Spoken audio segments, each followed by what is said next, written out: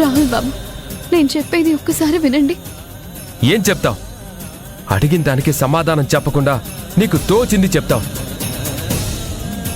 కుటుంబం అవమానాల పాలవుతుందని తెలిసినా నీకు నచ్చిందే చేస్తావు. నీలాంటి ఆడదాన్ని నేనెక్కడా చూడలేదు అభి.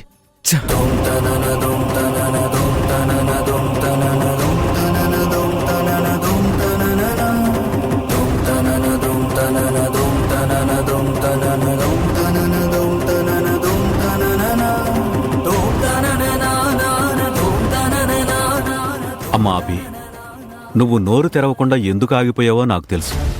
అందరి గురించి ఆలోచించే వాళ్ళ మనసుకి గాయాలు తప్పవమ్మా. అందర్నీ అభిమానంగా చూసుకునే వాళ్ళకి ప్రతి నిమిషం కూడా కన్నీటి బరువుని మోయక తప్పదు. ఇలాంటి సందర్భంలో నీ స్థానంలో ఉంటే ఏం చేయాలో నాకు కూడా తెలీదు. ఈ సమస్యకి నువ్వే ఏదో విధంగా పరిష్కారం కనుక్కో అభి.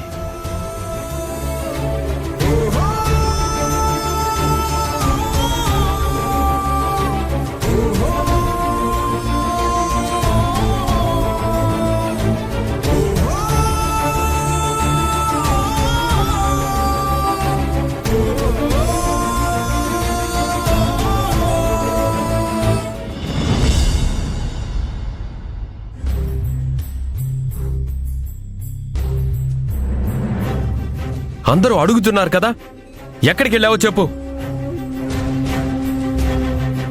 ఇప్పుడు నేను ఇంతకన్నా ఎక్కువగా చెప్పలేను రాహుల్ బాబు. అభి, నీలో మార్పు వచ్చింది అనుకున్నాను. ఒక కొత్త అభి నీలో చూస్తాను అనుకున్నాను. కానీ నువ్వు నీ పద్ధతి మార్చుకోలేదు. నీ తీరులో ఎప్పటికీ మార్పు రాదు. నువ్వు మారతావని, అందరూ మెచ్చుకునేలా ఉంటావని అనుకోవడం నాది తప్పు.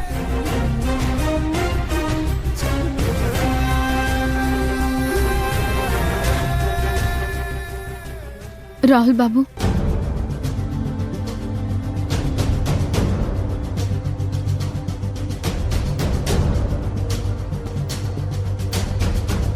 ఒక్క నిమిషం రాహుల్ బాబు.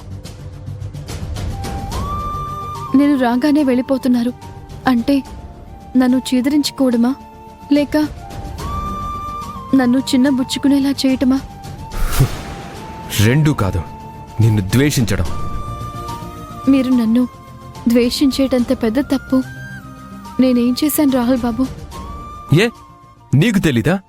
నువ్వేం తప్పు చేశావో నీకు తెలీదా? నీ వల్ల ఎంతమంది ఇబ్బంది పడ్డారో నీకు తెలీదా? నువ్వు చేసిన పని వల్ల ఎంతమంది దగ్గర కుటుంబం అంతా మాటలు పడిందో నీకు తెలీదా? ప్రతిదానికి ఒక కారణం ఉంటుంది రాహుల్ బాబు.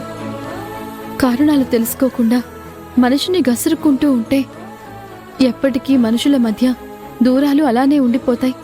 కారణాలా? ఏం కారణాలు? కనీసం ఆ కారణాలను అడిగితే అయినా నువ్వు చెప్తున్నావా? లేదు కదా. ఆ కారణాలు ఇప్పుడు నేను చెప్పలేకపోవచ్చు, కానీ చెప్పే టైం ఖచ్చితంగా ఒకరోజు వస్తుంది. వావ్, ఏం చెప్పావు అభి? చేసిన తప్పుని కప్పిపుచ్చుకుందాం అనుకునే ప్రతి ఒక్కరూ చెప్పే మాటలు ఇవే. ఏం జరిగిందంటే దానికి కారణాలున్నాయంటావు. పోనీ కారణం ఏంటనంటే అది చెప్పే టైం కాదు అంటావు. మరి ఆ టైం ఎప్పుడు వస్తుందంటే అది కూడా తెలీదు అంటావు. ఇలాంటి మాటలు నమ్ముతూ కూర్చోవాలంటావా, లేక నిర్లక్ష్యంగా వదిలేయాలంటావా? రాహుల్ బాబు, మీ ప్రశ్నకి సమాధానం చెప్పే మరొక ప్రశ్న నా దగ్గరుంది. ఆ ప్రశ్న అడగమంటారా? ఒక ప్రశ్నకి మరో ప్రశ్న ఎప్పుడూ సమాధానం కాదభి. సరే అయితే నేను ఆ ప్రశ్న అడిగిన తర్వాత ఇదే మాటనండి. సరే, చూద్దాం, అడుగు. మీరు రోజు చూసుకునే అద్దాన్ని మీరు నమ్ముతారా? చెప్పండి రాహుల్ బాబు, మీరు రోజు చూసుకునే అద్దాన్ని మీరు నమ్ముతారా? నమ్ముతాను. అంటే మీరు చూసుకునే అద్దంలో కనిపించేది మీరేనా? అదేం ప్రశ్న? ఆబ్వియస్లీ నేనే.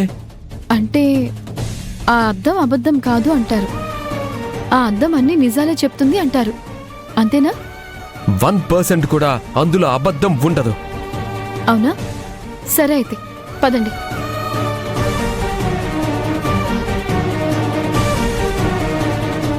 అద్దం అబద్ధం చెప్పదు కదా? 100%. మీ కుడి చెయ్యి ఏది? ఇప్పుడు అద్దంలో చూడండి. మీ కుడి చెయ్యి అద్దంలో ఎడం చేలా కనిపిస్తుంది కదా?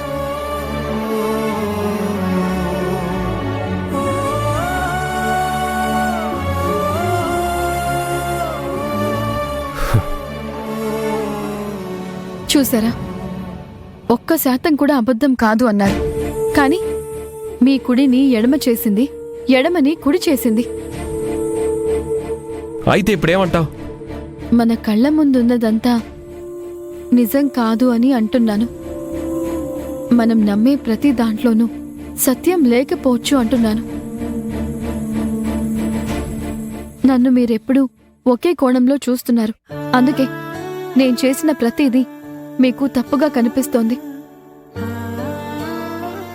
ఒక మనిషిని గాని పరిస్థితిని గాని చూడటానికి వేరే వేరే కోణాలు కూడా ఉంటాయి.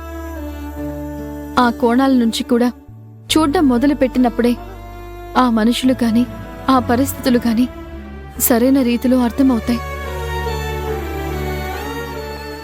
నా గురించి కూడా మీరు పూర్తిగా అర్థం చేసుకునే రోజు అతి త్వరలోనే వస్తుందని నమ్ముతున్నాను. చివరిగా ఒక్క మాట. కేతన వల్ల మీకు ఈ ఇంటికి ప్రమాదం పొంచి ఉందని నేను హెచ్చరిస్తూనే ఉన్నాను. కానీ నన్ను ఎవ్వరూ నమ్మలేదు. చివరికి ఈ కేతన ఒక మోసగత్తె అని మీరే తెలుసుకున్నారు. ఇప్పటికైనా అర్థం చేసుకోండి, మీరు నమ్మే ప్రతిదీ నిజం కాదు.